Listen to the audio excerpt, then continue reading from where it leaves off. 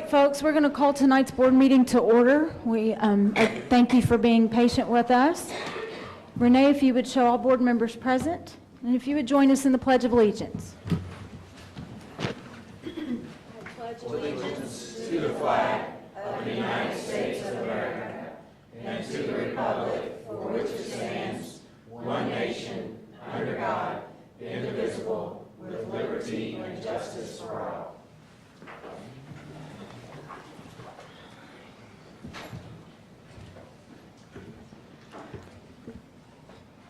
All right, board, we need approval of tonight's agenda. I motion. Thank you. Is there a second? Second. Thank you. Any questions, comments? All in favor of approving tonight's agenda as presented, please raise your right hand and say aye. Aye. Thank you. No public comments this evening, correct? All right, so then we will move right into our Ford NGL Steering Committee update. This board had the opportunity to hold the first operating board meeting for Ford NGL, and it went very well last Friday. And just wanted to give you some updates if I could. If you remember, we have a portrait of a graduate, and it may be difficult for you to read, but again, this is the driving document for our district and everything we're doing.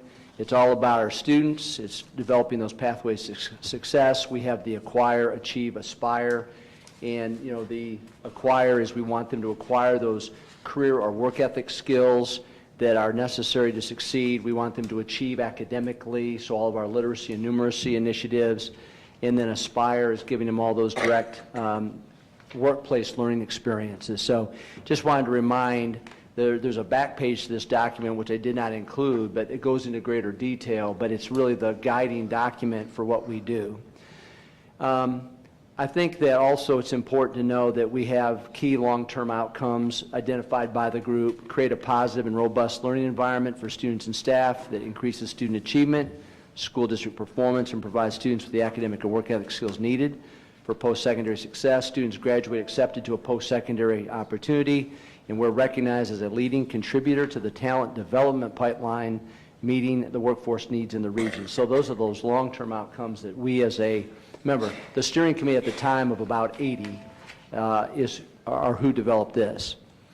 We have 6 key strategies. You can see them listed there. We want instructional relevance, rigor, and engagement, staff collaboration, a culture that empowers students, staff, families, and community, personalized student learning, tied to best fit pathways, personalized, more individualized types of efforts to the greatest extent we can to make sure the best fit is there for students to achieve whatever it is they want to accomplish for a post-secondary option. Those business and organizational partnerships, and then of course state-of-the-art facilities and technology. A reminder of the 4 major academies. Keep in mind these academies are not all coming online next school year. We have a freshman academy this year. It's continuing next year. We have our sophomore academy next year at all of our high schools. It will be a transitionary year for them, so those freshmen continue to stay engaged in that kind of a culture. It's been such a positive culture. Our staffs at our high schools have just been awesome, and we're getting great metrics. And we'll be sure to present on those freshman academy metrics here at the end of the school year so you can see. But these academies, over the course of the next 6 to 8 months, we're going to be developing these academies and tying the curriculum to these academies with specific course offerings. And Dr. Hare will lead that in our wall-to-wall tactic team. But I just wanted you to see, there's the Business and Entrepreneurship Academy, the Health Services Academy. On the next slide, it's Engineering and Advanced Manufacturing, and then Public Service. And you can see the different pathways listed underneath. So Dr. Clayton, you might be in the Engineering and Advanced Manufacturing Academy, but your specific area of interest might be engineering. So that'd be a pathway that you'll be in. And you'll take coursework through the rest of your high school career that will be based upon helping you get to that end result. All right, so I want to just highlight that. I've already mentioned the implementation phase. It's a 2-year process. You can see that listed. There's a $37,500 price tag. We'll have those dollars generated from outside organizations, so no money comes out of our school budget relative to that. Funding sources is the next slide. We have our current investors, and again, those are the individuals. Remember, we raised about $80,000 a year ago. Those were the original investors, and that they paid for the first 3 phases of Fort NGL. But we're going back and getting renewals from them, so I don't anticipate any issues having the money needed to pay for the implementation phase, but also more than that, because we have a lot of other costs to try to help our kids and our teachers. And then the other thing we'll start to do is go out and find academy and pathway sponsors, people that will actually sponsor these academies, large businesses that, you know, want to be engaged with us and are willing to contribute to help us get to our final end result for our kids. So I'll be leading that charge. That'll be a primary responsibility for myself. I'll also have Aaron Bajorquez helping me in that respect. The organizational structure, we have a guiding team of people that will meet every 2 weeks. And you can see the central office leadership and those specific areas of responsibility that I think I've shared with you before. The operating board are co-chairs of every tactic team. I have those listed here in a second. Steering committee is the large group. Here's what's a little scary but outstanding. I think that our meeting, May 22nd, we have 188 invites, 188 people involved in 11 tactic teams. Not 12, but 11. So now the key factor is there's no way 188 people fit in here. So we've got a little bit of work to do, but it's a good problem to have. These are people that want to be engaged, so it's pretty exciting. The tactic teams, it's next slide is they're listed, and you can see we have a co-chair from every tactic team. There actually will be 12 tactic teams, but the facilities is to be determined. We have to put that in place probably around the September timeframe. But all the other 11 are active. You can see the co-chairs. There's a co-chair that's internal to Greater Clark and another co-chair that's external to Greater Clark, so we get the buy-in. And Dr. Moen, we also have board members assigned to each of these tactic teams, correct? Yes, I think we do have that as well, yes. Thank you. Thank you. Future meetings, we're going to have, as I said, the guiding team will meet bi-monthly. The operating board and steering committee and tactic teams will meet quarterly. The operating board will meet 2 weeks ahead of the steering committee to do planning. And that's why we met with the operating board on Friday to prepare for the May 22nd steering committee. So it's time to get busy and get to work, and it's exciting. All the co-chairs but one were able to attend the last operating board meeting. So 21 people, I believe, were there that day. So that shows, again, the level of commitment, people from all over our community. So our kids are in great shape, our staff is in great shape, and we have a lot of work to do, but it's all very exciting. Any questions? Okay, thank you. Thank you.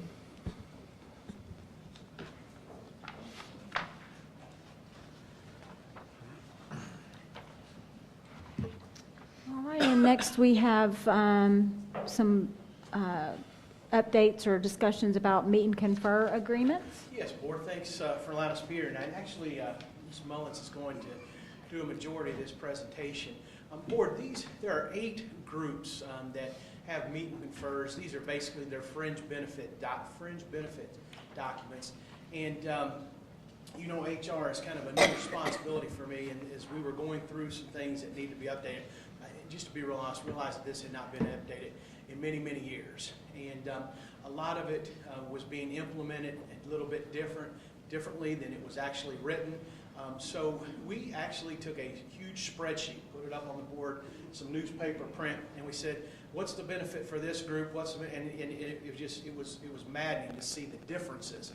One of the things that the superintendent charged us with was, you know, people needed to be treated the same. So this was an attempt, Board, and it is really something that needs to be revisited at least every 2 years.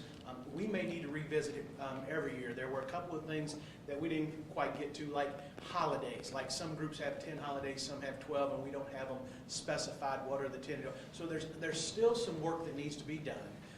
And there are many, many pages for you to look at. We've given you an executive summary. Those were the main things that changed. And then you have the actual documents with the changes in them. I've asked Ms. Mullins to just kind of go over the general things. We've met with every group. We had representatives from all 8 groups, so the employees, and we actually met twice with each group. We actually went out and met and said, okay, here's what this is. Here are the changes that we are proposing. We listened to what they had to say. We went back and we met with all 8. We went back and said, okay, this is what we can do to work out and make it fit. And then we went back and we've met with all 8 groups a second time and said, okay, here will be the final document. So I feel like we've reached consensus with those documents. Again, they're working documents.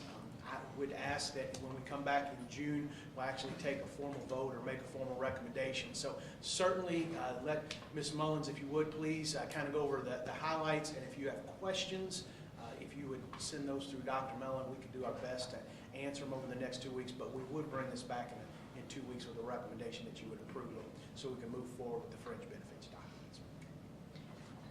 May I make a suggestion? Since there are 9 of them, would everybody volunteer to take one and read through that and kind of do a summary for us as a board? Madam President, there are actually 8. Oh, And the 8? first one is an executive summary of each one of them. Oh, So we've done that for you. But certainly, Well, if thank you you. want, well, you're welcome. But it still would be a pretty good idea if you each wanted to take one. Yes. And then certainly compare it. Certainly, another set of eyes would be welcome. And if you have questions, the superintendent asked me a question at 8 o'clock this morning that I couldn't answer, and I've been over these things a million times. So I had to go back and do a little research myself, because they've been around for a little while and they needed dusted off. And Ms. Mullins and the HR team have done a wonderful job coordinating all that, and we just need to get it into place. I think, Board, if you open that executive summary document, they've done a great job. Explain it. Yeah, to try to really break down the most important details. So handle it whatever way you feel best, but I just want to make sure you know that that one document is there for you, which is a relatively quick read and does do a good job. They've done great work, and I'm very proud of their efforts. So, Donna, do you want to talk? Okay, well, he's told you a lot, and if he's been through it 1,000,000 times, I've been through it 2,000,000. So, and he probably knows as much as I do, but just to give you a summary, that is listed by group on what the changes are and how they occurred in each one. If you remember, I'm just going to tell you a few things that stand out for me. If you remember the last board meeting, our cafeteria workers requested a dissolution of their union. And so when they came out of their union, we had to have somewhere to put them in order for them to have benefits. The best place to put them was in the miscellaneous group, because their benefits were as close to those as any other group. So if there was anything different in that miscellaneous group, then we titled it cafeteria workers only. Okay, so you will find the cafeteria workers have been moved to miscellaneous. In part of that, as we looked at the cafeteria workers and then we compared it to the cafeteria managers, the cafeteria workers had holidays and the managers did not. The managers worked more than the cafeteria workers. They worked more days, they worked more hours, but they didn't have holidays. So we put holidays in theirs. So just to give you an example of how one kind of rolls into the other. A few of the changes that we made, another thing was the uniforms. The cafeteria workers received $70 twice a year for uniforms. The cafeteria managers had received $65 twice a year, so we changed theirs to $70, which made a little bit of an increase there. In some of the documents, employees got 12 days of annual leave, and in some they got 11 days of annual leave. So we matched all of them to the 12 days of annual leave. And then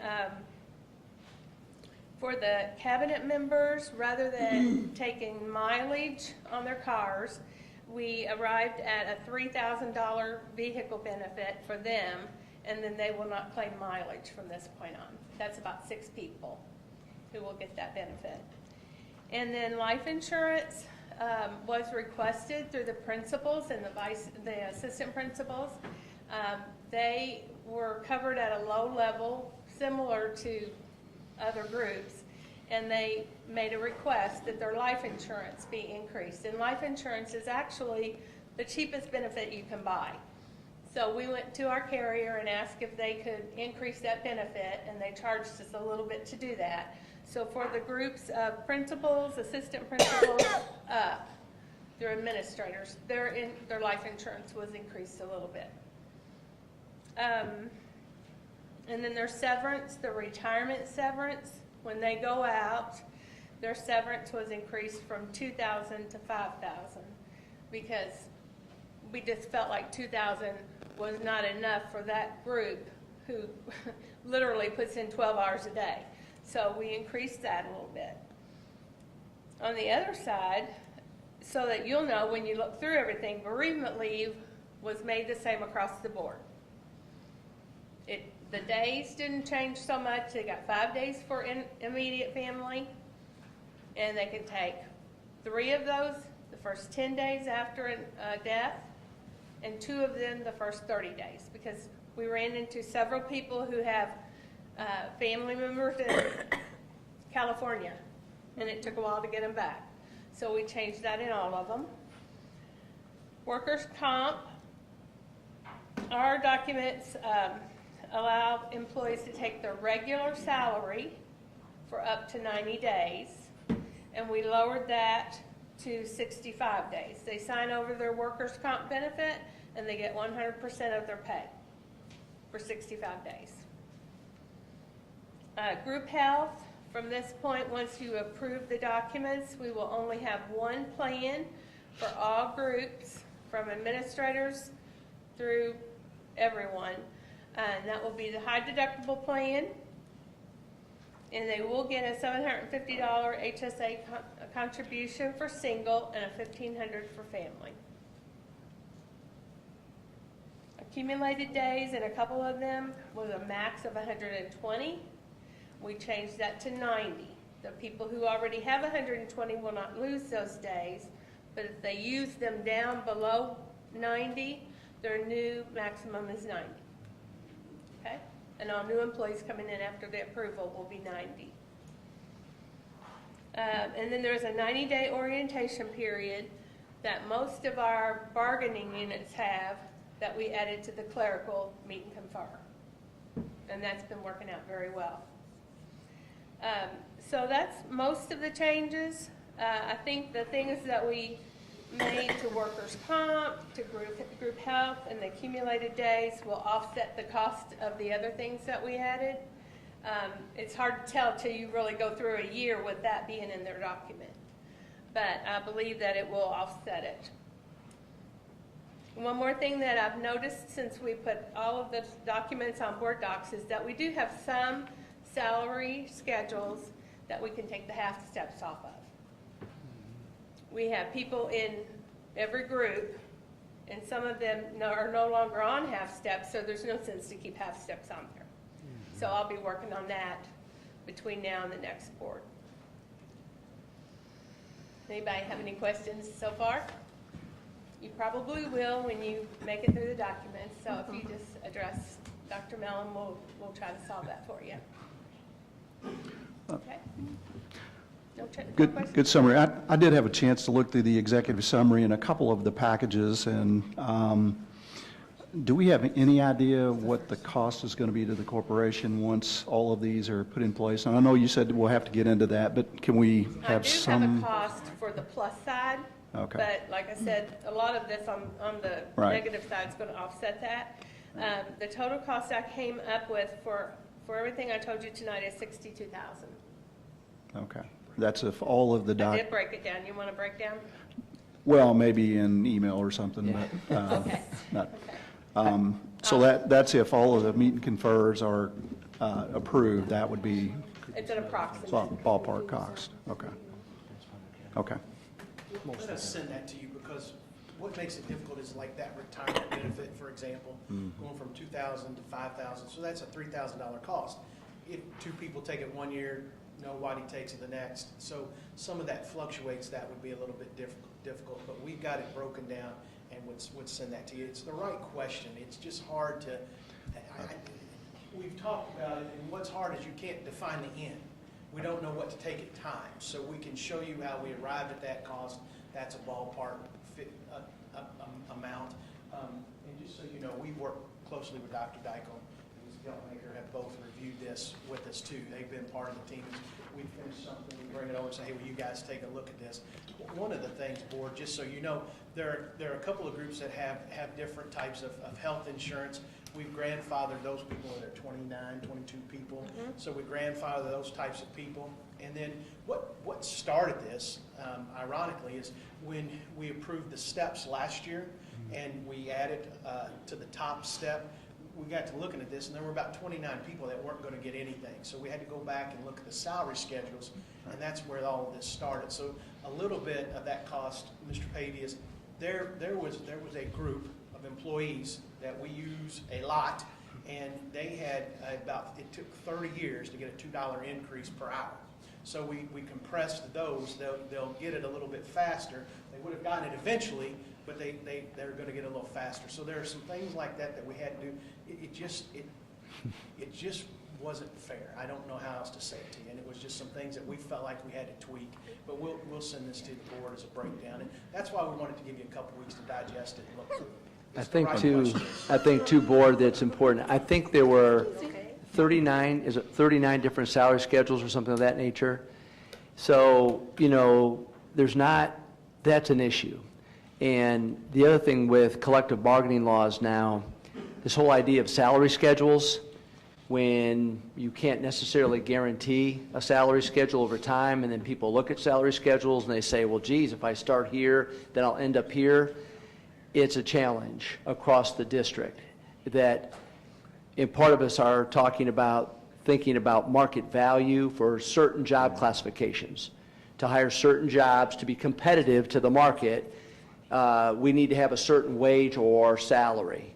And so let's set that so when people know, that's what they're going to get when they come in, because we give them these salary schedules, and we can't promise year to year based upon new collective bargaining laws. It's an annual negotiation. We can't promise them that money. And so let's try to be true to the market and at least pay them a fair market value. I'm not saying we've got a teacher's contract that we bargain separately. I'm talking about just across the whole corporation. We need to look hard at that. I mean, I looked at the executive summary, and, I didn't see anything there that was really concerning. I get the consistency. That makes sense. I'm just trying to figure out, is this a bread box or a bread truck? So, Gotcha. Anyway. Yeah. So. And I did check the market around us, and we really need to do these things to be competitive. Yeah. We aren't competitive with our salaries the way we used to be. So, the least we can do is try to get their benefits so they don't start leaving us. Yeah, no, I get that. Okay. Any others? Thank you very much. Thank you all for I'm doing very that proud- summary. That's proud very of helpful. Where we are. I couldn't have done it without our HR team. Yeah. They were really good about helping. And thank you again for the summary. That's very helpful.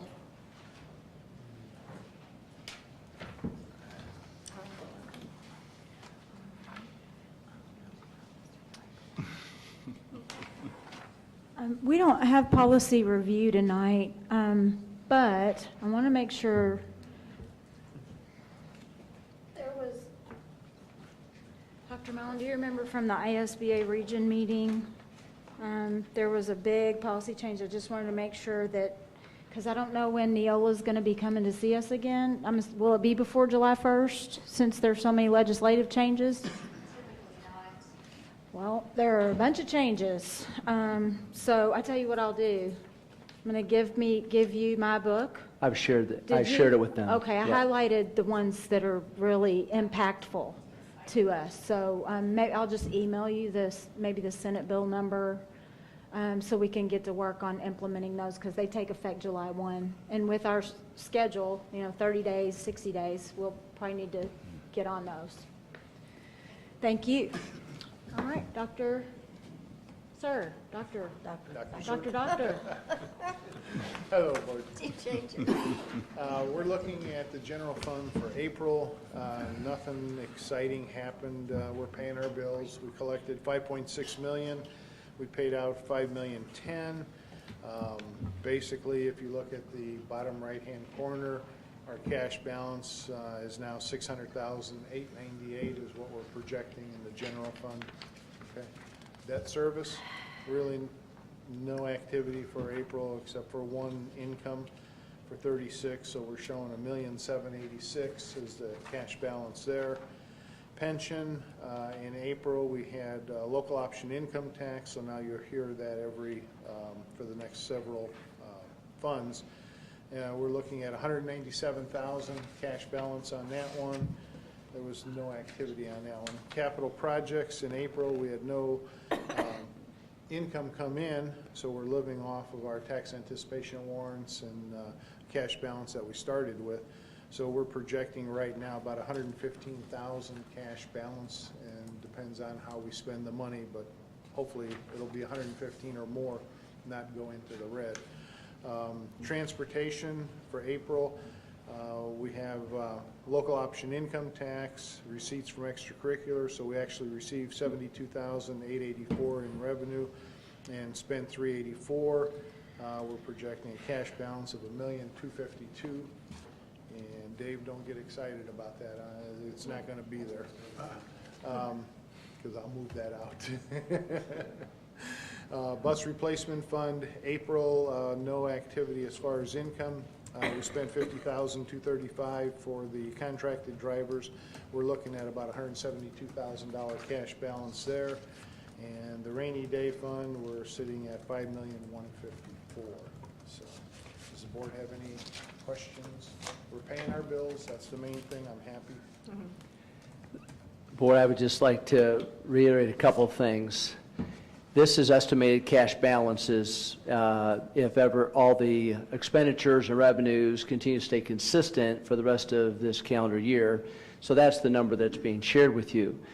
But notice that for the most part, there's not a lot of extra dollars there. So we're just very conscientious there in terms of the dollars amount. The general fund cash balance is estimated to be $600,000. We really, ideally, by state guidelines, we'd love it to be more like 5 million. So we're well below where we want it to be there, and we need to be conscientious of that. The rainy day fund, though, you know, Dr. Dykle and a lot of us, I mean, have done a really good job. That rainy day fund is at 5.1 million, and that by state guidelines is about where we should be. So working hard at it, but I just want to make sure we keep our eye ultimately on some of those big numbers moving forward. Any questions, board, comments? Thank you, Dr. Dykle. Thank you. And then we'll move into student achievement. We've got student improvement grants. We do. As part of the legislative requirements for receiving school improvement grants, our schools are required to present once a year if they are brand new, like River Valley, and then twice a year. So you'll remember at our Bridgepoint board meeting in December, both Bridgepoint and Parkview presented, and they are here to give us an update, and then Michelle will give us an update on River Valley. I can only say I'm humbled every day to work with these people, because the great thing is when you get new money and grant federal funds, it's a wonderful thing, but the level of accountability and the work that goes into utilizing those dollars appropriately, cannot say enough about the work that's going on, and they'll show you what's up. So Jackie, come on up. I'm going to say it has been such an honor to have this school improvement grant, because I call Amy all the time and I say, hey, do we have money for this? And a lot of times she actually tells me yes, and it's really fun. So today we're going to talk about, last time I told you all about our school improvement grant, how it related to the repeat bus and some of that. You got to use the microphone. And how it related to some of that.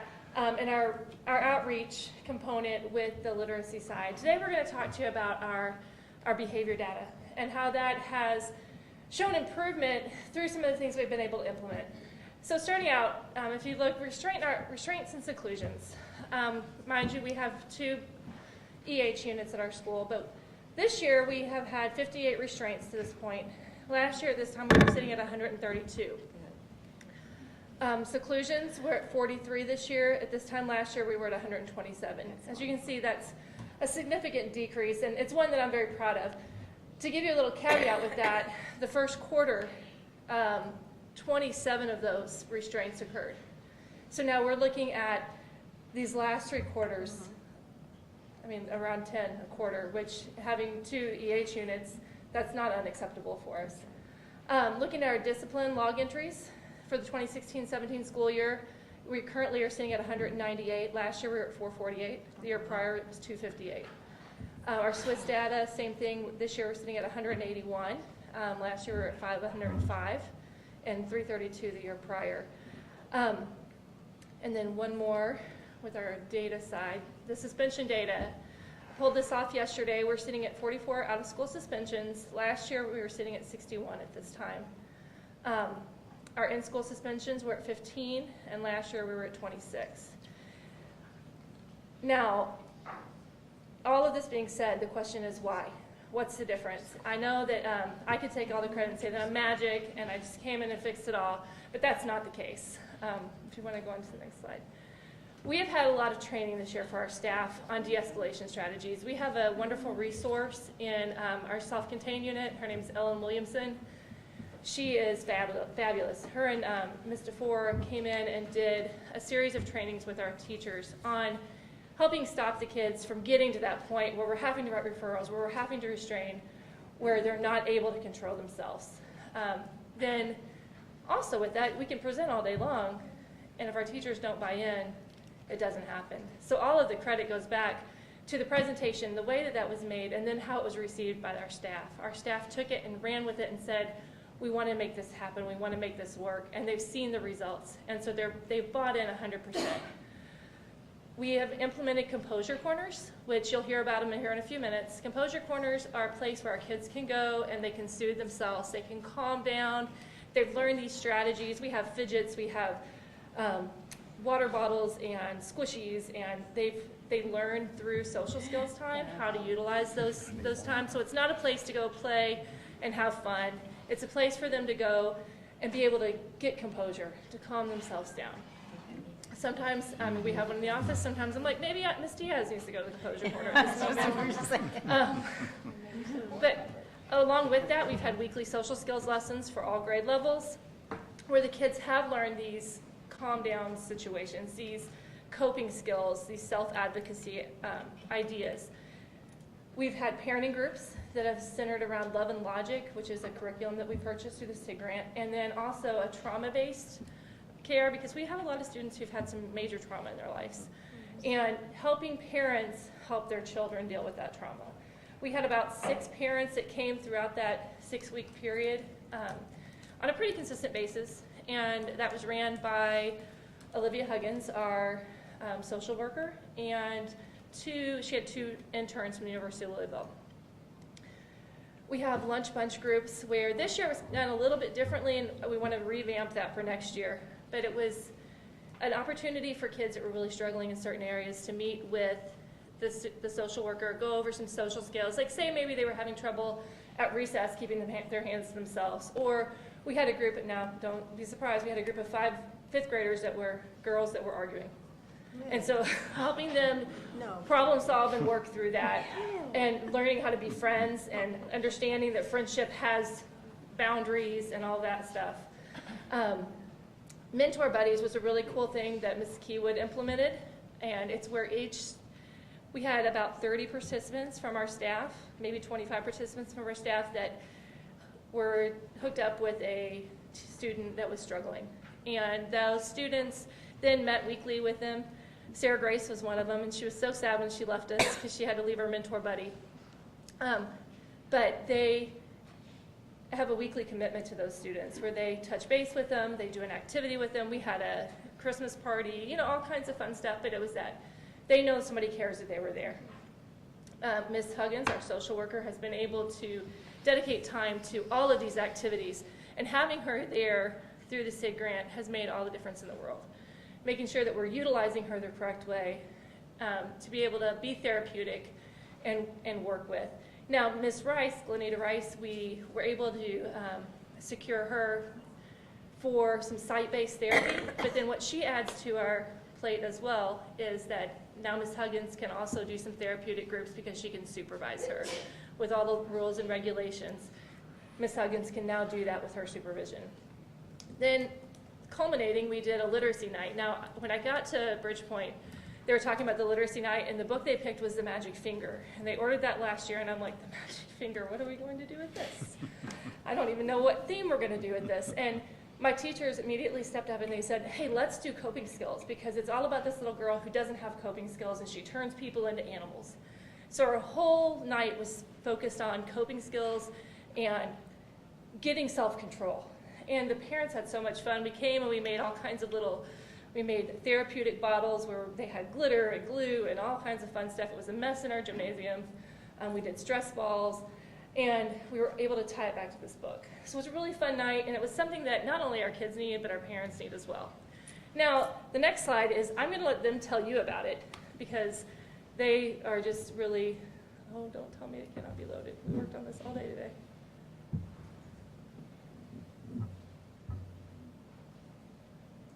They're just way cooler than me, so I wanted you all to hear from them.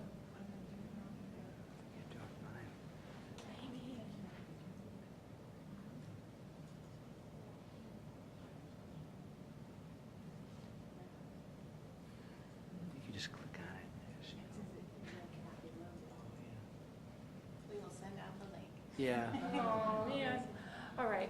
But all of that being said, it's been a fun experience, and we've really been able to work with our kiddos closely on giving them that skill to have self-regulation, things that they're not able to get in the community and at home. Thank you. Great job. Very good.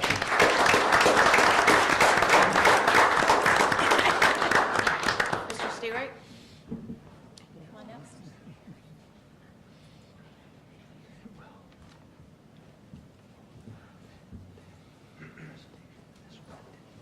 Thank you, Amy. Thank you, Board. I'm proud to be here tonight representing Parkview Middle School. It's really nice coming as a first-year principal and being told you have money to spend, so I got that pleasure. I'm going to kind of show you where we're going with next year, what our plans are.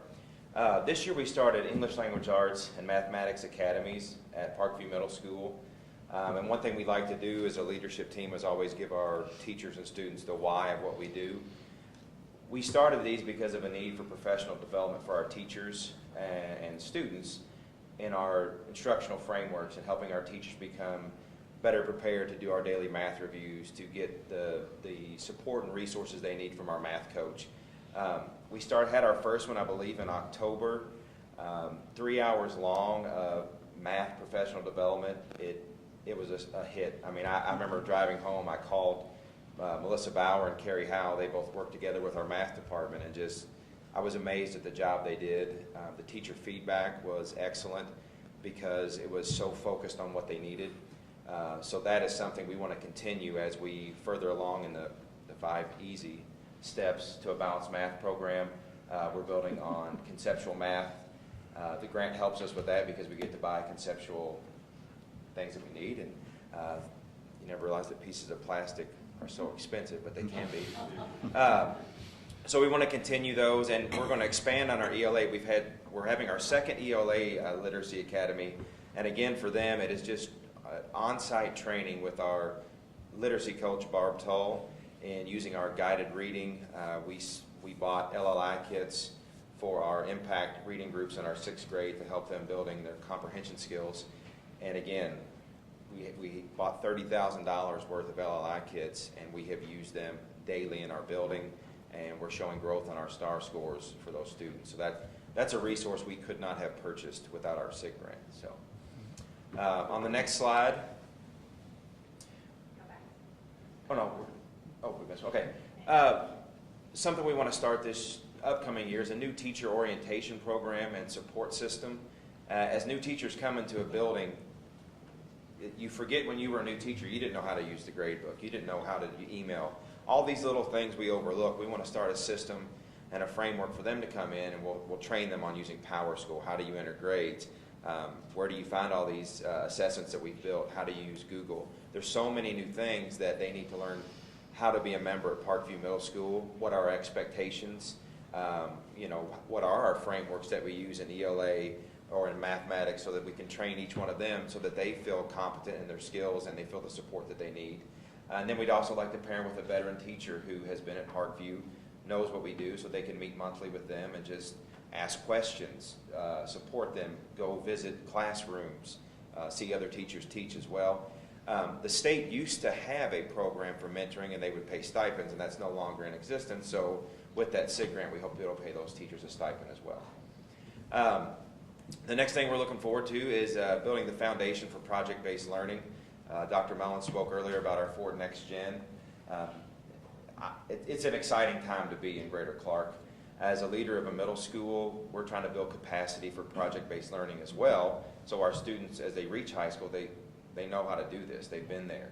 But that's something, project-based learning sounds like an amazing thing, and it is, but you can't just say, oh, hey, why don't you build a project-based lesson for us? It takes a lot of training. So we're using some of our SIG money, and then we also have a grant from Purdue University where they're going to offer training for project-based learning to our social studies, science, and related arts teachers. We focus so much on math and ELA, we felt like this would be a good focus for those teachers to get that training and then build on that. And that I'm very excited, and that's going to help build with our Ford Next Gen as well as on the high school. I've been very lucky and blessed to have a mentor with Dr. Rhonda Rose from, she retired from New Albany, Floyd County.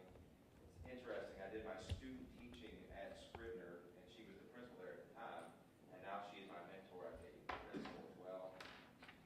Last night when I was trying to finalize this, I could not put into words her value. She has been a coach, a support. I can email her, I can call her. She has 31 years of experience in education, multiple years in leadership. She helped turn Scribner around to become an A school. Then she led New Albany Floyd in their middle school, turning them all around. And so she is giving me 31 years of experience in about 15 working days. And I keep a Google running doc of everything that she's helped me with, and it's really, really long. But I told her, she can take anybody into a room, and you could be very inefficient at something. And by the time you left that room, you could feel like you could conquer the world, and she would give you the support and resources to do it. So she has helped me immensely, and just given me insights from so many years' experience on how do you work with adults, how do you get kids, how do you motivate a building, how do you change the culture. So she is priceless, and we're going to continue to work with her for 8 more days next year, 2 each quarter. So I'm very, very excited to have that opportunity as well. You're welcome, I hired her. Oh, she's amazing. In New Albany. She is planning on, I don't know if she wants me to tell this, but writing a book, and I told her that I'd like to write the introduction, so, and I'm a math person. So, anyways, yeah, it might be in some kind of code, but. Number sentences. Right. So it's just an exciting time, having my first year under my belt. There's so many things I've learned, and the momentum is going in a great direction at Parkview. And I'm just blessed to have a good team, good teachers, and looking forward to many years to come. So thank you all very much.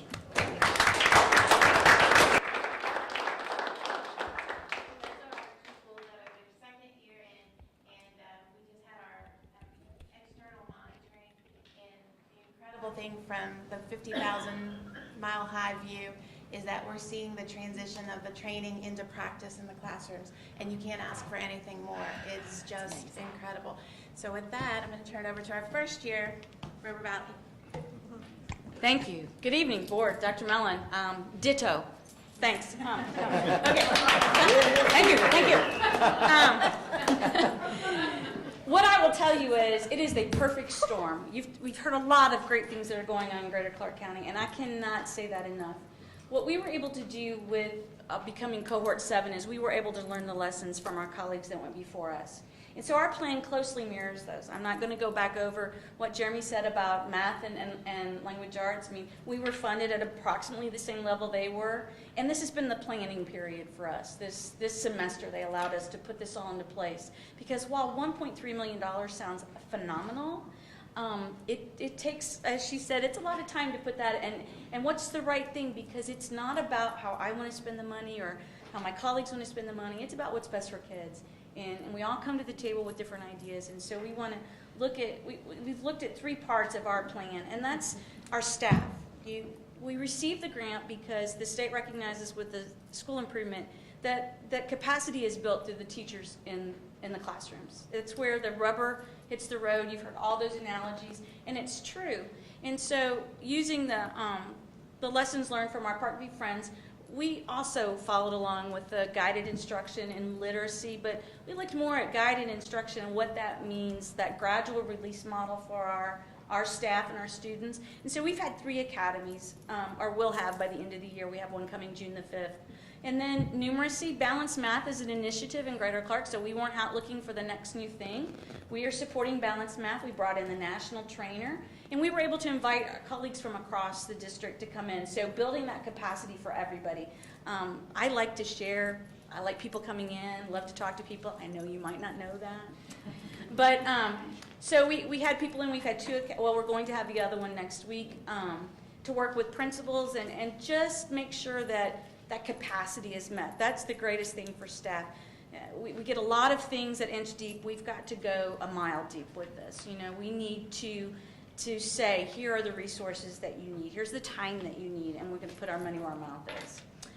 Consistency. We cannot, there are pockets of excellence in every building, and I have the best staff in the corporation, regardless of what he said. And I'm so blessed to work with such great people. But still, we have to get that common language. We have to go out and see each other teach. We have to build that in our plan. And learning from Parkview, we also agree that mentoring. What does it mean to be a new teacher? How scary that is. But what does it mean to be a River Valley teacher, which may be scary too? I mean, but the people that are there that you can go to and say, where's the mailbox? Where's the printer? Where do I get a supply? You know, that stuff, as well as how do you get kids to listen to this lesson from people who have been there, done that. Because I listened to Jeremy say his first year under his belt, I'm living proof you can teach an old dog new tricks. This is 17 for me in Greater Clark. I know I started when I was 10. Sorry. Anyway, it's just been wonderful to be able to pull that and make that a part of our plan. The other aspect is, another one is community development. One of the things we're going to do here in the next few weeks, you'll see it come across your email, is we're going to post for our community liaison, much as Parkview and Bridgepoint have done, that person that connects our parents and our staff and our students. And so we're very excited. That takes it's not just a position, it's a person that can build those relationships. We're excited about that. Home visits, I know you've talked about those for July and the 22nd, and what we wrote into our grant is that we get to visit as many people as that wants to come from River Valley staff and go out and visit River Valley families. We're going to get in. So our goal is 100%. It's a lofty goal, but we'll do what we can. And then students, again, what it's all about. A part of this, so we have Ford NGL. We wrote that into our grant so that our teachers could be paid to be trained in all the Ford NGL, the project-based learning, the teaming, the mentoring. We have the STEM grant that Dr. Griffin and Dr. Mellon have worked with Purdue to get for us. And so that offers such after-school opportunities. So all at once, communities and schools. River Valley has all this after-school support. What's it going to look like? How do we meet everybody's need? We're still working on that, but our after school, we were able to start this year with our drama department, and if you missed Seussical the Musical this weekend, you lost out. I mean, it was awesome. They were great. So that's our first enrichment opportunity. We provide tutoring. We have 4 nights of that after school. Our goal, and it's good to hear there's money in the transportation budget. I need buses. The one thing that stops my students from participating is the ability to be transported home.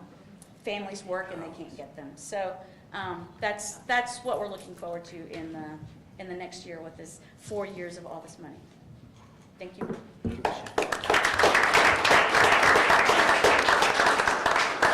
Our renewals are due June 30th, and so we'll start working on them. They were actually just released yesterday. We'll start working on them at the end of the year, or the end of this week, sorry. And Board, I think you can see that we've got great teachers, we've got great staff members, but these three leaders are doing a really nice job too, because it takes that also to bring everyone together for a common focus and a common purpose. So we're very lucky to have these three leaders, and I appreciate all the support that Amy gives as it relates to these SIG grants, because it is a huge endeavor. So thank you to Amy as well.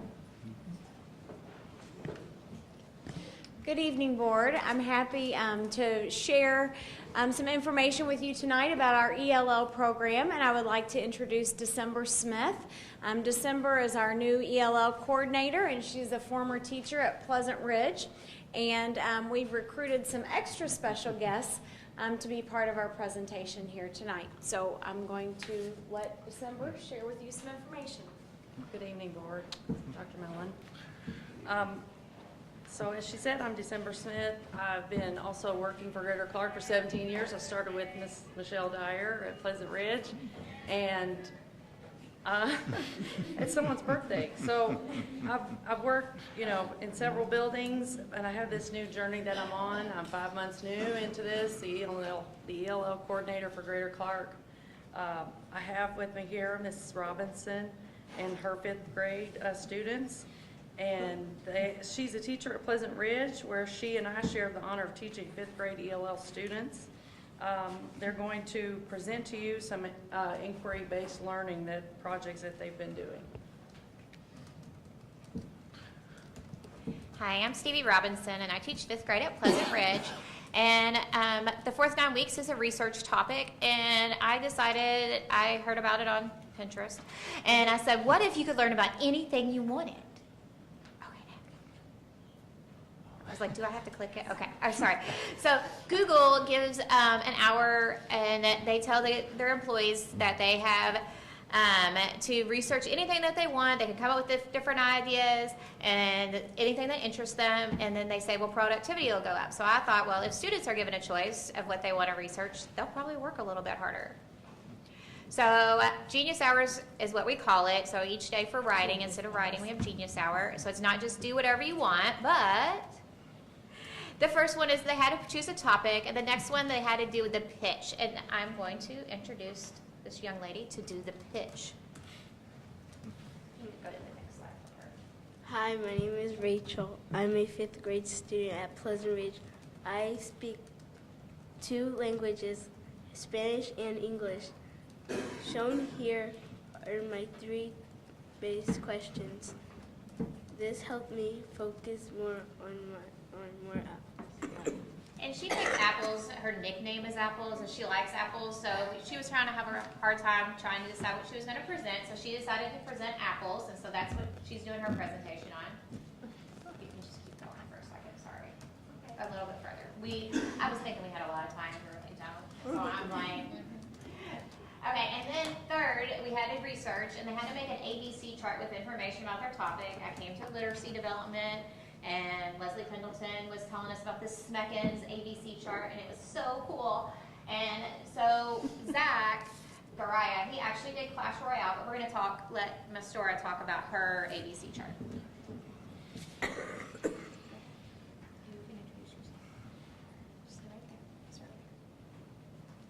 Hello, my name is Miss Dora.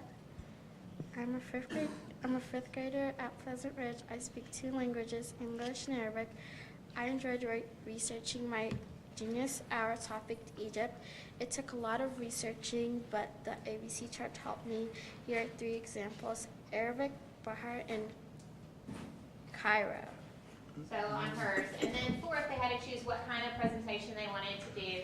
So Raquel, she's making a poster on apples. Miss Dora actually has her trifold here on Egypt. Elizabeth has her trifold on Egypt. And then Zach, he actually made his own board game, so he's going to go ahead and come on up and talk about it. Sorry, not Egypt. Hers is baking. Hi, my name is Zach. I speak 2 languages, English and Arabic. For my Genius Hour project, I researched a game called Clash Royale. I did a Google Slides. I did a Google Slides project. I created a Google Slides presentation for my class to inform them on Clash Royale. For the second part of my project, I created a card game. By playing this, you will learn math while learning a few characters in the game.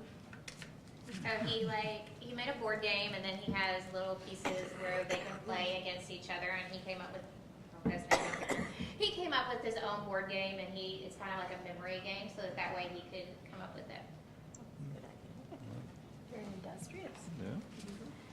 Hello, my name is Elizabeth. I'm also a 5th grader at Pleasant Ridge Elementary. I speak 2 languages, Spanish and English. For my Genius Hour project, I researched baking. I have always had a passion for baking. I researched and created a Google Slides presentation for my class, but I also created this trifold board with 25 facts about baking.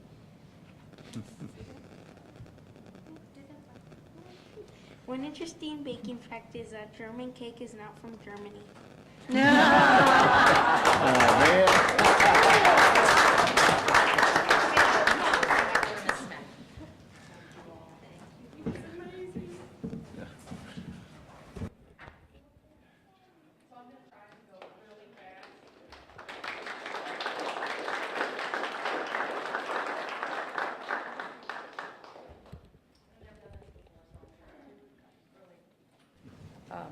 Go fast. So, as of the beginning of May, our English language learner population is at an all-time high.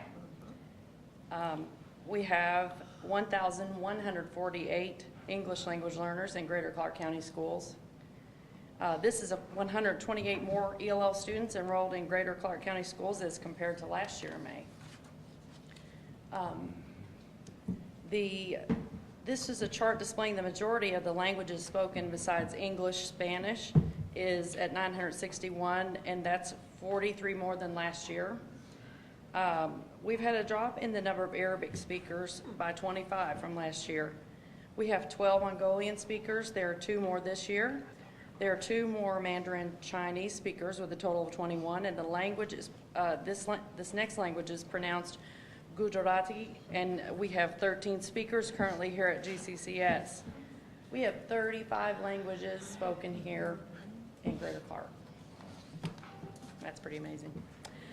These next slides, I'm going to go a little super fast here. I have a breakdown. You can review these on the docs. But this is Parkwood Elementary. I've listed them first. They're the largest English language learner population in Greater Clark. Spanish is spoken there by 257 students, and there are 4 ELL teachers with a teacher-student ratio of 45:1, with 1 bilingual translator. One of those teachers is paid by our federal grant monies from Title III, and 47% of their student population are English language learners. North Haven Elementary has our most diverse population in Greater Clark. They have Arabic, Gujarati, Khmer, Kosorain, Mandarin Chinese, Moldavian, Mongolian, Spanish, Urdu, French, Portuguese, spoken all in their school. There are 3 ELL teachers there, and one of the ELL teachers is also grant funded by the Title III monies. The ratio is 33:1. They do have 1 bilingual translator there. Pleasant Ridge. Yeah. Oh. Pleasant Ridge is have Arabic and Spanish languages are spoken there. There's 1 ELL teacher there, and student ratio is 35:1 with 1 bilingual translator. And Jonathan Jennings has Arabic speakers, Mandarin Chinese, and there's 1 ELL teacher there with 1 bilingual translator. As I said, I'm going super fast here, but River Valley Middle School, they have Arabic spoken there, Cantonese, Chinese, French, Gujarati, Japanese, Khmer, Korean, Mandarin Chinese, Moldavian, Spanish, Turkish, Urdu, Vietnamese, French, Portuguese. I probably forgot a few, Michelle. There are 2 ELL teachers there and 1 bilingual translator. Teacher ratio is 31:1. Charlestown Middle School has Spanish, Arabic, Chinese, and Mandarin speaking students. They currently share an ELL teacher with the Charlestown High School. And there's 1 bilingual translator that they also share. So Charlestown High School has speakers who are Arabic, Russian, and Spanish. Jeffersonville High School has many of those languages that I mentioned earlier. I'm just going to skip through some of those that I've already mentioned, but a few that we have not heard of in this presentation are there's Crow, Kinyarwanda, Rwandan, Tagalog, Turkish, Vietnamese, Nepali, and Punjabi. Among those, they do share, or they do have two ELL teachers with 1 teacher that's funded by the grant money as well, and 1 bilingual tutor. So this is one of the first experiences I had, and I just loved it. I thought it was phenomenal. It was at Cassie, which is a nonprofit organization, and it was in February. The turnout was amazing, and we had Greater Clark County parents there, and we had community leaders there, and it was a great event. It really was. The River Valley Festival happens every year. They have their, they just have everything. Their flags are out, and then they run. It's amazing. It's really fun. They really embrace their cultures there. They have so many students in it, and they're a big family. And this is the next River Valley. That's some of their booths. Students help create those. The next one is Charlestown World Fest, and we have some booths pictured there. Yes, and then so we have our teachers, our ELL teachers in some of those, and our families do an amazing job presenting cultural information. This slide represents the WIDA ELD standards that were adopted by Indiana in 2014. The goal of the language development standard is to teach social, instructional, and academic language skills to second language learners. WIDA also provides our annual language proficiency assessment here in Indiana, and that's the WIDA Access 2.0. The Access for ELLs 2.0, this is a simple breakdown of those factors. An English language proficiency assessment for students in kindergartens, kindergarten through grade 12. They're given every year to students who are English language learners. It monitors the English language development of students. This slide is created, this is the 3rd year that we've given the WIDA Access and the language assessment here in Greater Clark. The first year we had a different test, which was Lost Links, and we could not compare our data to that. But I did show the progression of those years that we took the WIDA.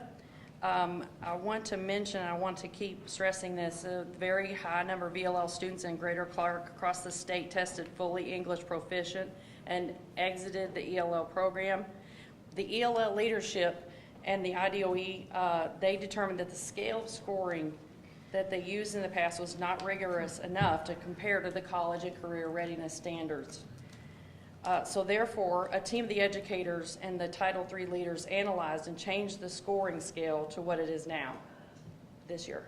So, can I say something? Sure. So what happened is in 2014 and 15, the WIDA was new. So they administered it, and they just had a baseline data. The second year, when we administered it, they set a cut score, and they were really kind of just shooting in the dark based upon the previous year baseline data. Well, what happened is when our scores came back last year, we had an unbelievable percentage of students who, according to those cut scores, tested as proficient. But in reality, when we came back and we were really connecting those names to the numbers, we knew, as across the whole state, a lot of those students were not ready to be released. They still needed support. They really were not proficient. And so the leadership team at the state level came back this year, created a new cut score, And that's why you see such a decline in the growth. And ironically, it sounds like sort of a replay of what happened with iStep. They gave us, again, they could not really correlate the scores because of the change, so they gave us a score calculator that we had to go in for every single student, which was some correlation that some statisticians put together. And we did that for every student to try to determine our growth. And just today, we received a couple memos that there might be a few issues with that. With the calculator. And so we really don't know exactly where we stand at this point. So I just wanted to let you know that there's just been such a fluctuation in what our target is. And that's why it appears that there's such a great decline.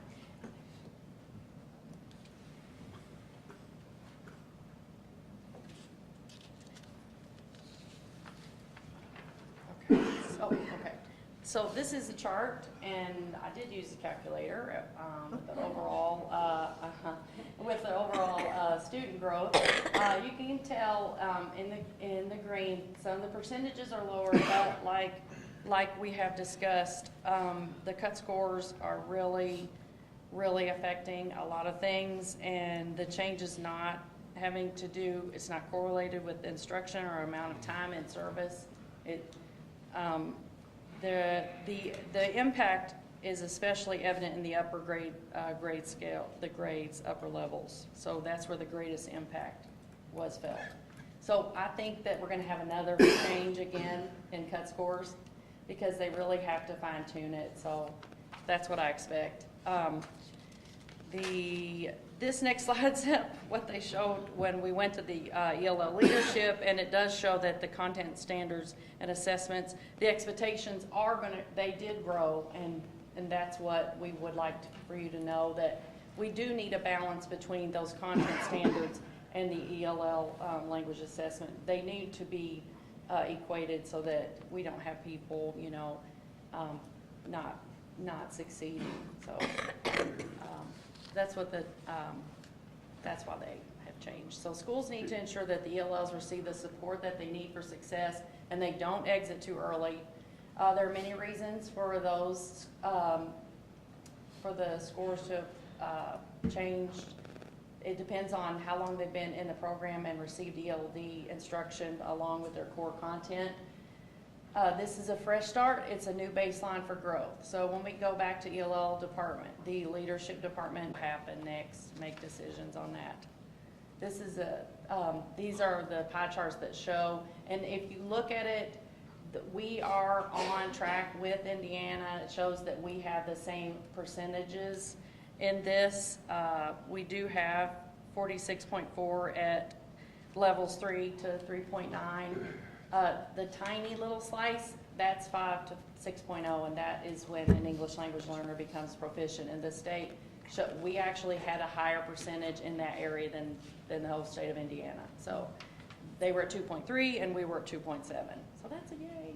And this is the Cassie Culture Fest. We got to go to this on a Saturday. You will recognize one of our principals of North Haven. That's Laura Morris there with the family. They're talking about their heritage. It was really fun at that festival. If we go to the next slide, they had a live band. And there's another one of our, that's our assistant principal at Parkwood Elementary, Brooke, and her family.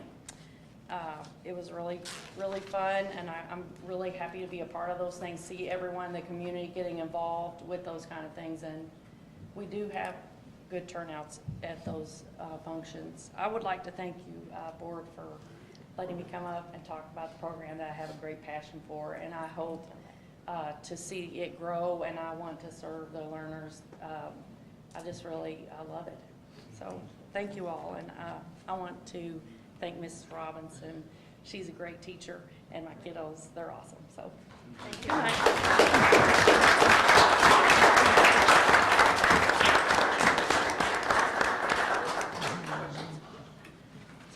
Do you all have questions for me?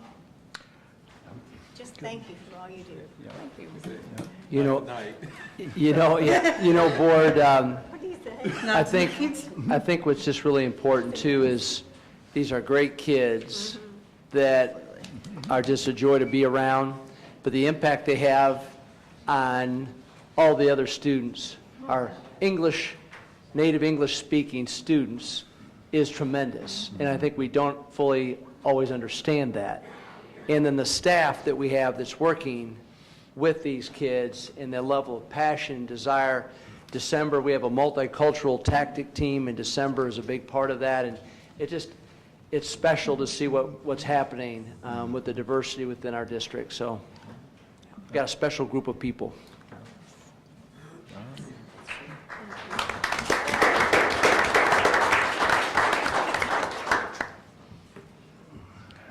Digital citizenship. Hello, board.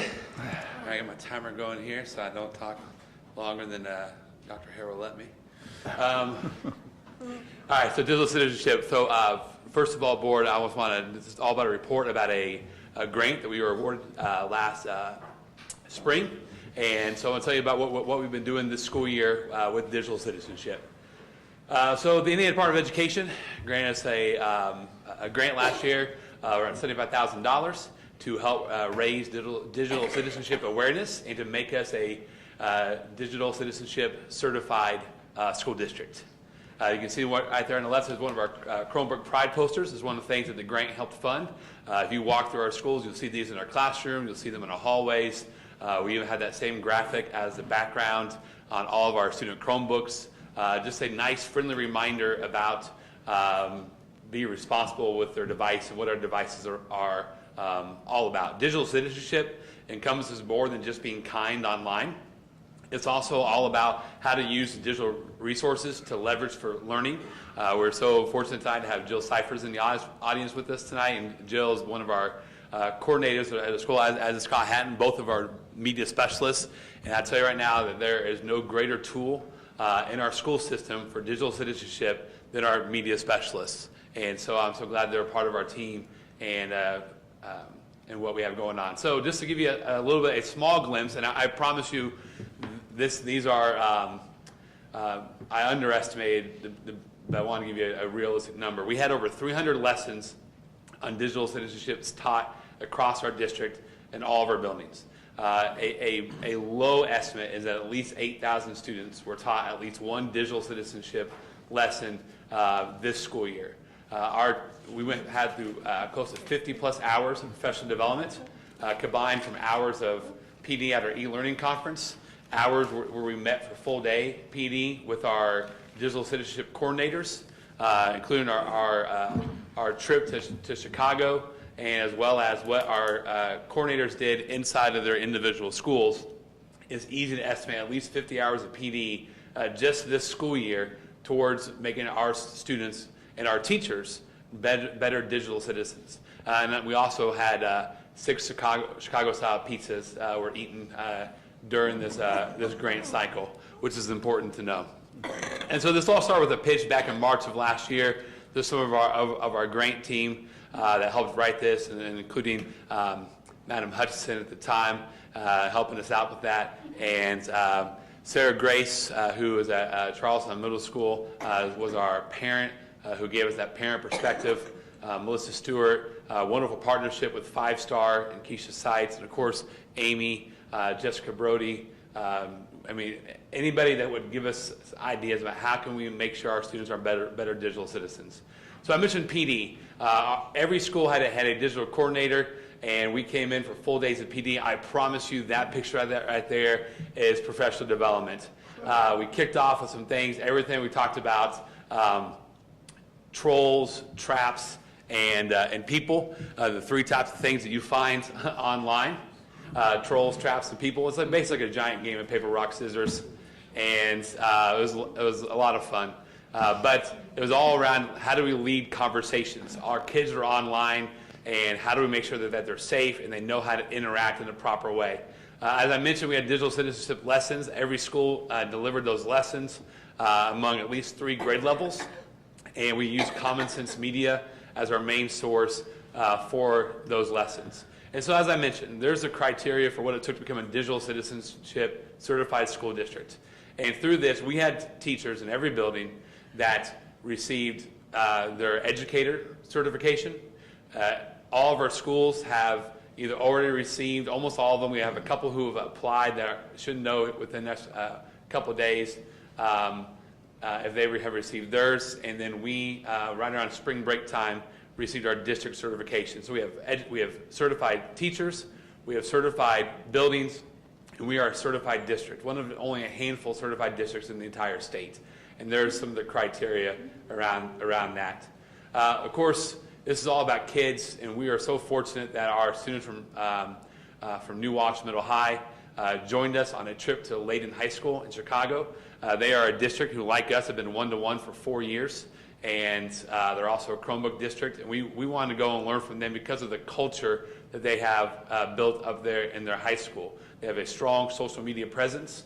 That hashtag Layton Pride is used by community members, by students, by teachers, all about raising awareness. There's a picture of some of our DC superheroes, which are digital citizenship superheroes, out at New Wash Middle High, led by Jill Cyphers, and there is one of those delicious Chicago-style pizza. Many of our kids have never been to Chicago, and they never had a chance to have true deep dish pizza, and so it's one of our greatest accomplishments of this grant. Is that Gino's, Brett? Is that Gino's? Giordano's. So good, so good. You can order it online. They will deliver it to your house in dry ice. Not that I've bought that before, but I've heard. But my timer's gone off, so I'm out of time. So here's what I want to say. We've done a lot of work in a year. We went from 0 certified schools to all of our schools being certified. Went from 0 certified educators to having at least 20 certified educators across our district. But this is just year 1. This is an annual certification process. So each year, we'll continue to teach these lessons. We'll continue to have to grow a number of certified educators. We're going to be hosting an HSDL, which is just a crazy acronym for Hoosier Student Digital Leaders. We're going to host an event as kind of a culminated last part of our grant cycle in the fall at Jeff High School. And we're going to continue to increase our amount of community events and communication with parents to raise awareness. And so that is about a 6.5-minute overview of a very successful implementation of the grant from the IDOE.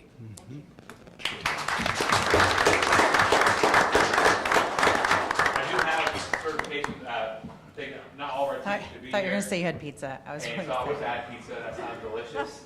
I do want to honor Sarah Grace, Jill Cyphers, and Scott Hatton from our schools who are able to be here. We do have opportunity to recognize them, and I'll be getting these wonderful board recognition certifications and things after them. But for the sake of time, if you'll allow me, we'll pass these on through the podium. Sure, absolutely. All right. I appreciate Brett's leadership and facilitation. This is really big. And, we've been doing this one-to-one stuff for years. But that digital citizenship piece, you hear all the stories all over the country, and kids have access to these tools.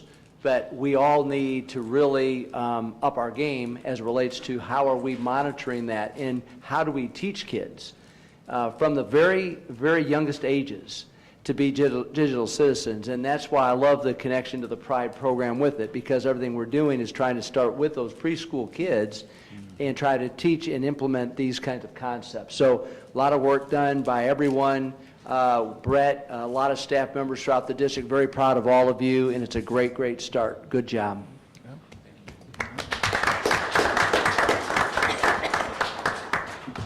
All right, we have our consent agenda. If someone would be gracious enough to make a motion. Move to accept the consent agenda. Second. items. Thank you. Any questions, comments? I just have No, go ahead, I'm sorry. I just have one question about the speech pathologist salary scale. The levels, is that years experience or is there different? It's basically levels. It's more levels than years of experience, just like trying to simulate the situation relative to the teacher contract as well. Okay. So, and we tried to do something, I appreciate what Mrs. Schneff did, because we were trying to do something that's relevant to the market. We had to raise that low end to try to be more competitive because we've had such a difficult time finding speech pathologists. So the main issue there is just really lowering the bottom end of that, increasing the bottom end of the scale to be more marketable for speech pathologists, and we're still struggling to find them. Excuse me, sinuses must be bothering me. Is it possible to separate the certified and classified? Yes, sir. I have a relative someplace on this. Which one do you need to separate? You want to just, I just need to pull the classified. okay. There's someplace. So, Ms. Perkins, can you revise your motion, please? Yes, I would like to move that we accept the Consent agenda. consent agenda. As, Thank you. as presented with. With the classified removed, yes. Revised Consent second. It's been a long day. Revised second. Any other? All right, all in favor of approving consent agenda, all items except classified personnel, please raise your right hand and say aye. Aye. Aye. And then we need a motion and a second to look at classified personnel. Thank you, Katie. Is there a second? Second. Thank you, Mrs. Kraft. Questions, comments about classified? All right, all in favor? Aye. I have to abstain on that. And opposed? And an abstention? Okay. I'm sorry, I was, yeah, I accept. Okay, so it's 6, 0, and 1. All right. It's been such a long day. Yes, I accept. I just happen to recognize that there was a cousin on it. Okay, thank you. At least you know. Thank you for explaining that too, Dr. Clayton. We appreciate The that. president will be happy that you know that. Gifts to buildings. Mrs. Kraft, would you like to review those for us? I have the best part tonight. I need Dr. Millen to explain to me who Friedenberg Medical is with a $147,000 gift. Oh, yes. Who's that? Freudenberg Medical Yeah, is a biomedical company right over here in the North Port see at the port. Business Center. And they have worked, Michael Denny and our college and career coordinators have worked on this partnership with them for months. Great. It's actually going to total 193,000, but 147,000 That's amazing. come in right now. So it's amazing, all supporting Project Lead the Way at all levels, biomedical and engineering. So tremendous gift by that company, and hopefully we'll have more of those gifts coming. And we have a Clarko Foundation. Yes. For $10,000. Yes. I Yeah. mean, this is amazing. So all in all, we have $168,125.08. That's a lot. I would like to make a motion that we accept that. I make a motion to second that, acceptance. All right. So a motion from Mrs. Kraft and second from Katie. Questions, Yeah, comments? Dr. Millen, is that a cash contribution or is that in equipment? It's a little bit of both. Is it? Okay. It's, the grant will provide, it's predominantly cash. Okay. But they're designed for us to upgrade equipment, pay for professional development, everything related to Project Lead the Way. Fantastic. Thank you. Any other? All in favor, please raise your right hand and say aye. Aye. That's 670. Thank you. We do have 3 action items this evening. First, the school-age child care provider agreement. Yes, Board. The Indiana Code requires school corporations to provide opportunities for nonprofit organizations to offer a latchkey program in school facilities before and after care. By code and board policy, we issued an RFP on March 1st, 2015, and at the board meeting on May 4th, 2015, we approved Communities and Schools as our Greater Clark County Schools school-age child care provider for the 2015-16 school year.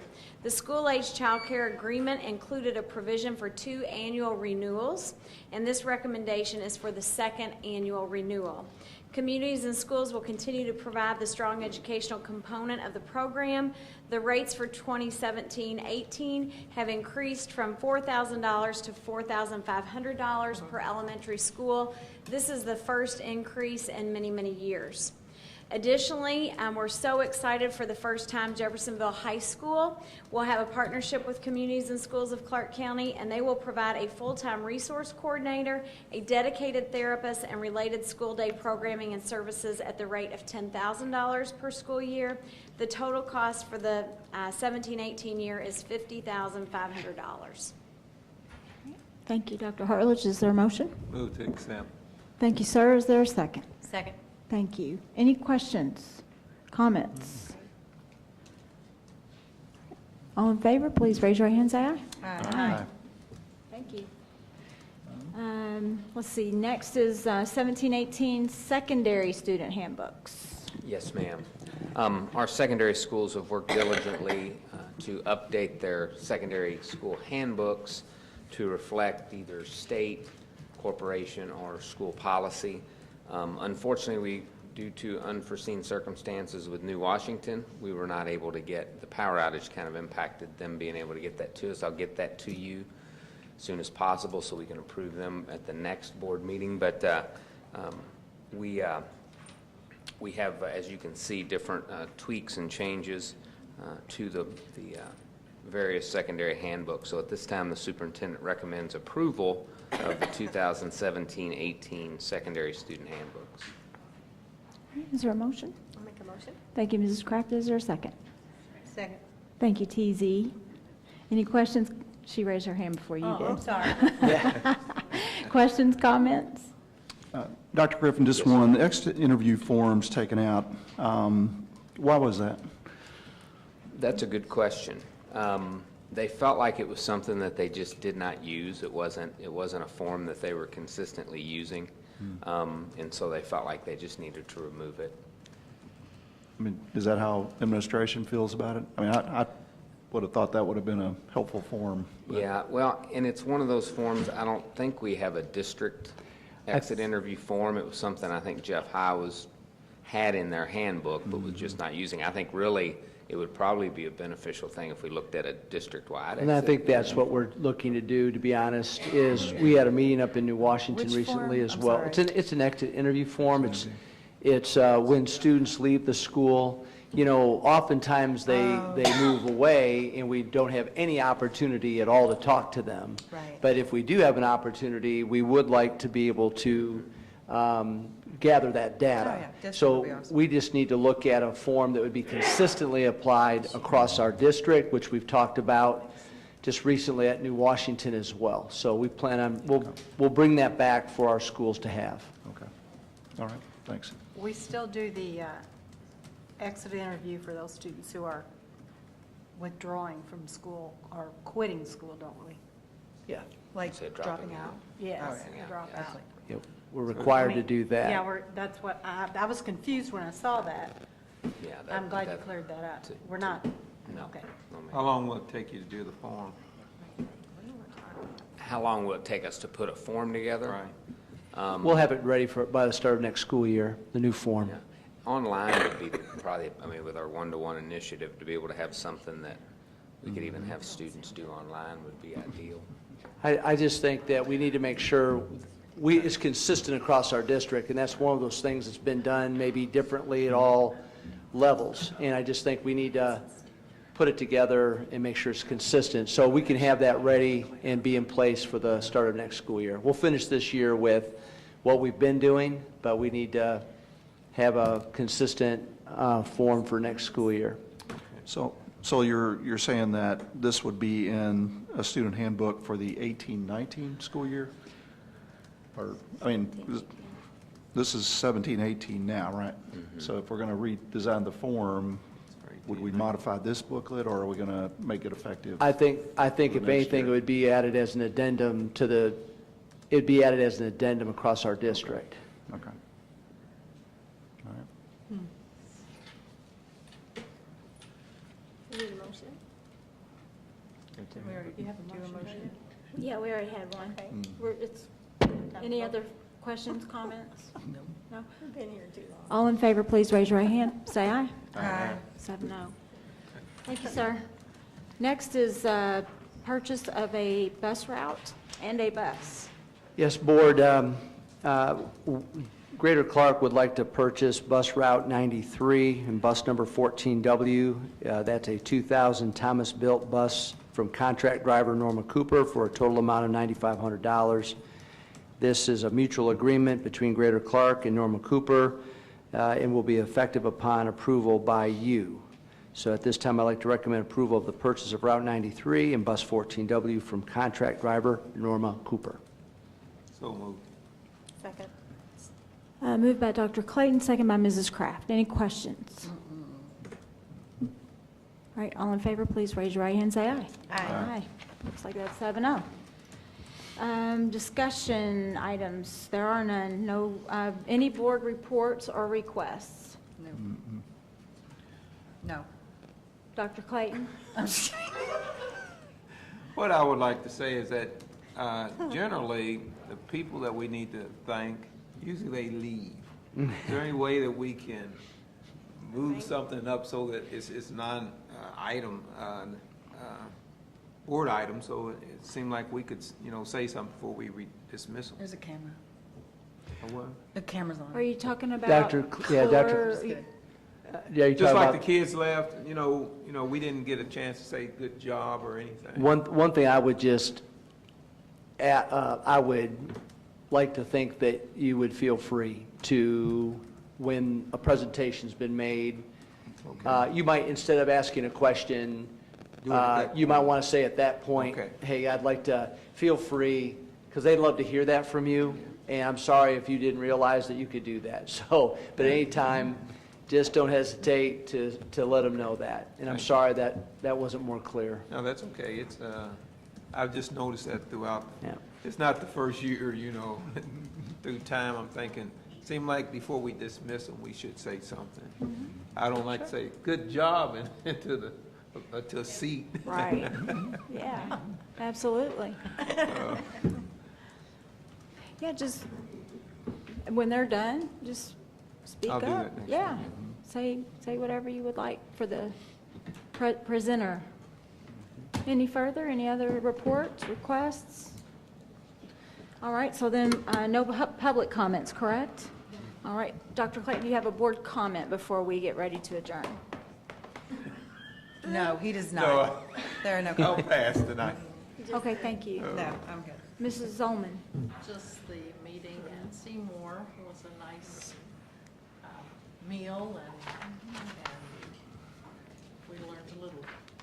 Yes. And I'm about asleep, so it's been a long day, You have to roll your windows down on the way home. probably. Mrs. Kraft? Yes, I have something for you to read, oddly enough. Okay, this is just an article you may have read in the paper, but it talks about how people have a lot to give to public schools if they would just do it, if they would just give it their time. And it talks about how great we are. So take one and pass it around. And it has a minion on there because I like the minions. And let's see. Sorry. I No, don't you're like the good. minions. No, I love Okay. Minions. I had a Band-Aid on. It was Minions the other day. Okay. And if we're expected to be here for 6 hours, Dr. Hare, is there a holdup with the Keurig? Dude, seriously, I could have used some coffee. Could have used it. 6 hours of it. Now, I've asked you this, and it's on television, and I'm saying, Be here in 2 weeks, you have my word on it. all right. Right. A We don't- Keurig- I'm sorry. A Keurig would be nice. Yeah, Nancy and I don't drink from coffee pots. If only we're going to be Keurigs. here for 6 hours, we need something. No, no, The sooner. next time we're here 6 hours, we're not going to be here, you know what I Really? mean? Be sure and tell me, and I won't be here. Okay. Thank you. Mr. Pavey? Nothing. Thanks. Teresa?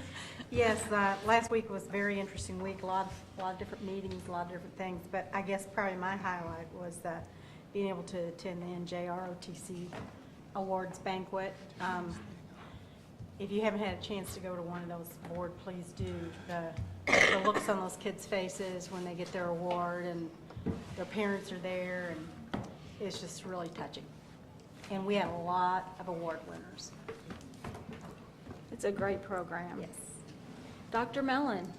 I just wanted to acknowledge Mrs. Stewart back here on the camera, and Mr. Clark, live streaming, recording.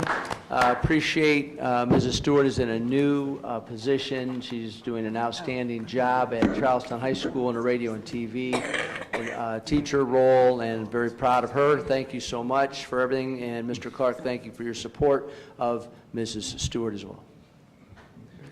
All right, thank you, sir. Is there a motion to adjourn? So moved. And a second? No, mine. All in favor? Take her home. Aye. That's 7-0. Good night.